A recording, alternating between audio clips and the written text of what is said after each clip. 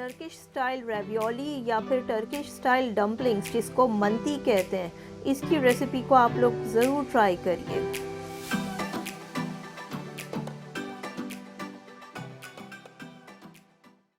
Hi foodies, welcome to रहबर्स dishes. मेरे channel को subscribe करिए और बेल आइकन को हिट करिए।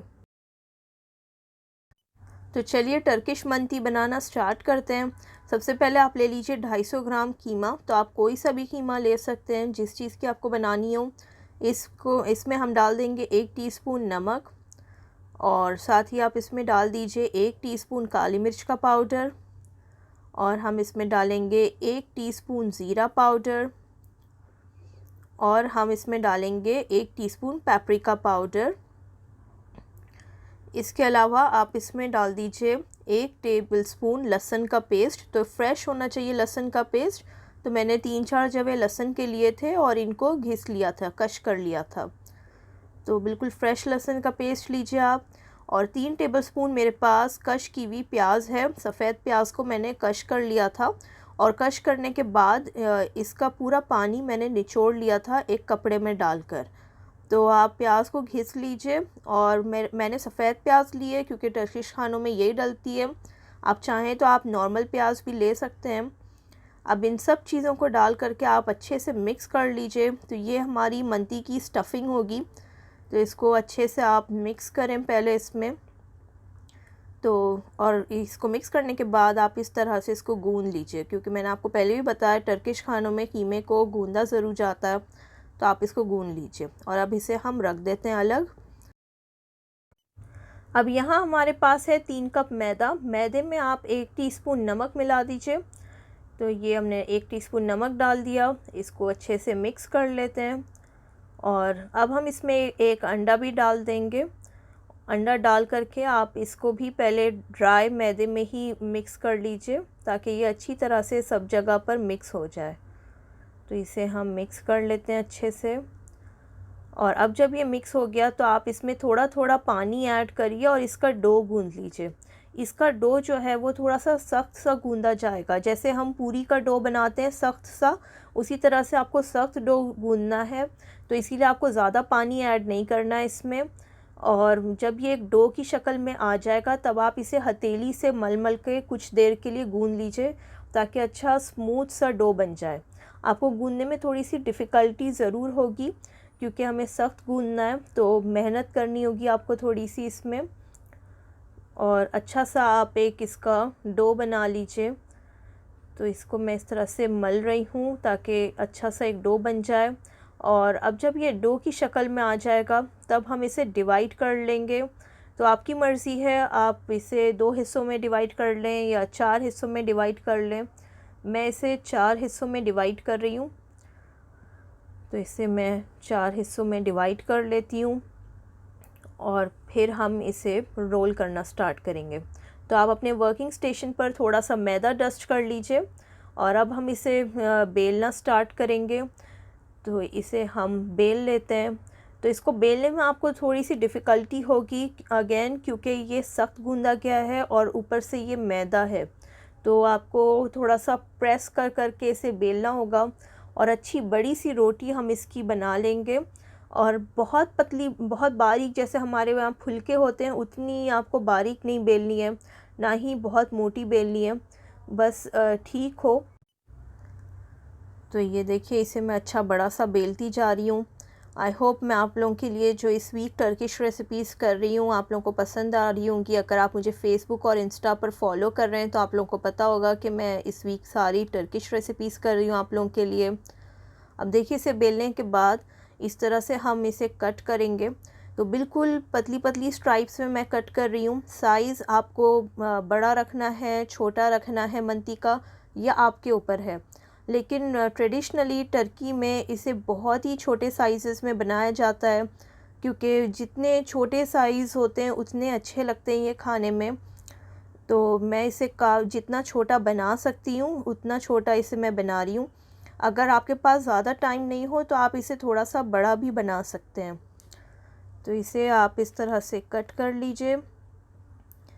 अच्छे से हमने कट कर लिया और अब जो हमने कीमा मैरिनेट किया था उसकी आप गोलियां तोड़ तोड़ कर इसके सेंटर में रखते जाइए।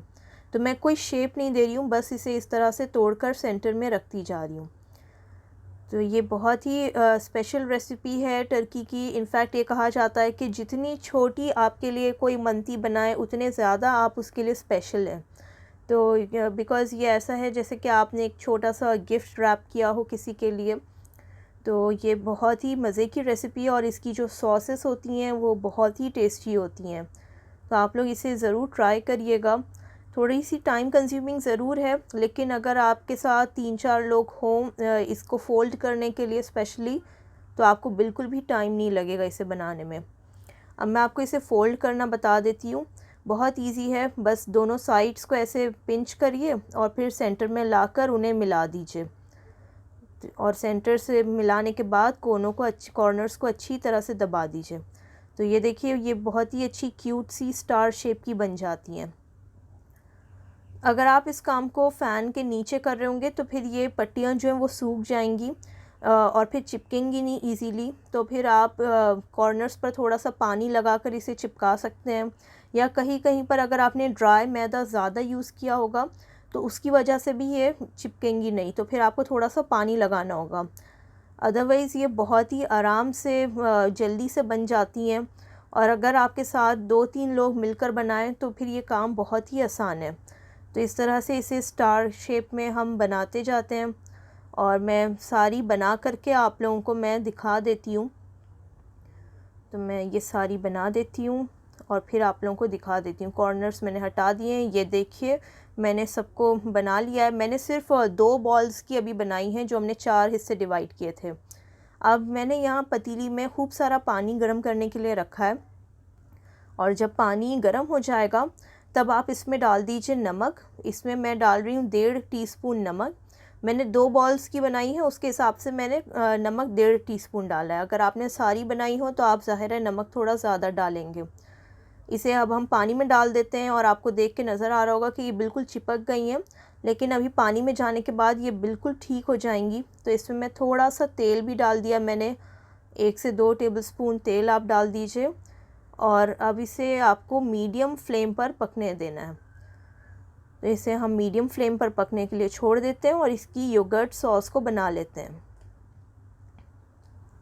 अब योगर्ट सॉस बनाने के लिए आप ले लीजिए 3 टेबलस्पून दही। इसमें हम डाल देंगे आधा टीस्पून नमक, आप अपने हिसाब से भी डाल सकते हैं। और 1 टीस्पून आप इसमें डाल दीजिए लहसुन का पेस्ट। अगेन लहसुन का पेस्ट जो है फ्रेश होना चाहिए। तो 2 जवे लहसुन के लीजिए और इसको आप कश कर लीजिए। तो ये लहसुन का पेस्ट हो गया। अब आप अच्छे से दही को विप कर लीजिए। तो ये देखिए ये हमारी योगर्ट सॉस रेडी हो गई। अब इसे हम चेक कर लेते हैं। फ्लेम मीडियम पर ही है, इसे बिल्कुल भी आपको ढक कर के पकाना नहीं है, ऐसे ही खोल कर पकाना है।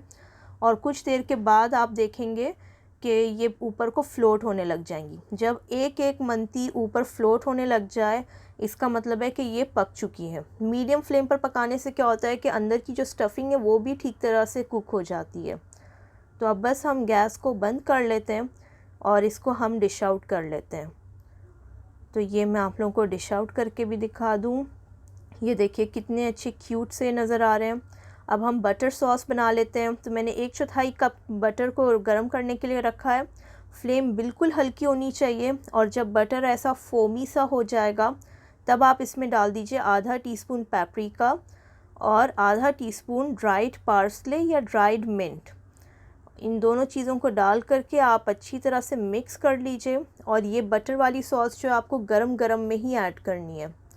अब हम मंती के ऊपर हमारी योगर्ट सॉस ऐड कर देते हैं। तो आपको जितनी पसंद हो आप उतनी डाल सकते हैं और बहुत ही टेस्टी लगती है इसकी योगर्ट सॉस स्पेशली। तो आप लोग ज़रूर इसे ट्राई करिएगा। और अब हम डाल देते हैं हमारी बटर वाली सॉस। तो ये भी हमने डाल दी और हमारी मंती जो है अब बिल्कुल रेडी हो गई है खाने के लिए। तो आप लोग इस रेसिपी को ज़रूर ट्राई करिए। बहुत ही टेस्टी सी और बिल्कुल ऑथेंटिक और ट्रेडिशनल रेसिपी है ये टर्की की। और अगर आपको मेरी रेसिपी पसंद आई हो तो इसे लाइक और शेयर करना ना भूलें। Thank you so much for watching. Thank you, bye bye.